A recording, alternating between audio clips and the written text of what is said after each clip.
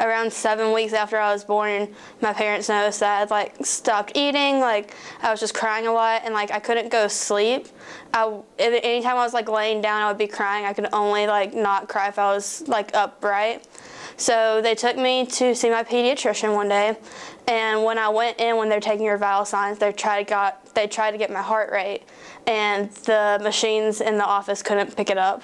So my pediatrician was a close family friend, knew that something was really wrong, told my parents to take me to the hospital, and they informed my parents that I had supraventricular tachycardia, or SVT, and they also, from the heart echoes, found out I had a hole in my heart and my mitral valve was leaking.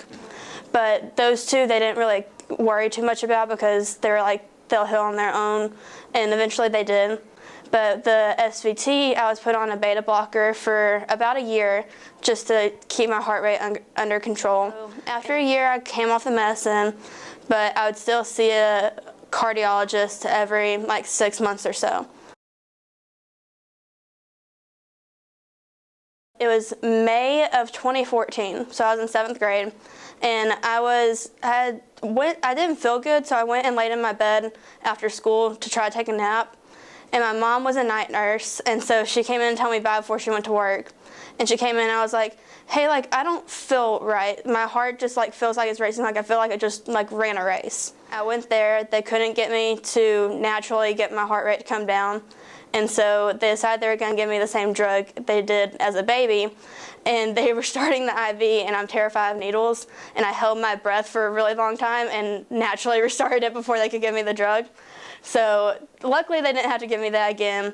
And I started seeing a cardiologist again, was put on a heart monitor for a few weeks, went back on a beta blocker.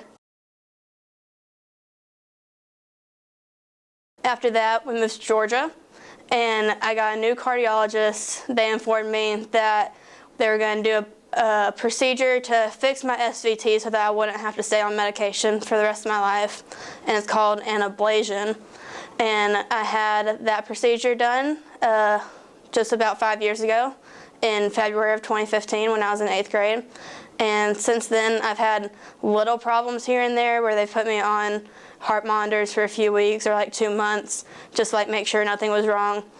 They said I'm all good. I tell them that it may seem really scary, and sometimes it is really scary, but ultimately your doctors are gonna know what they're doing, and so just really trust them. You're probably not the first person to have this condition. Your doctors have probably seen this condition before, and they know what to do.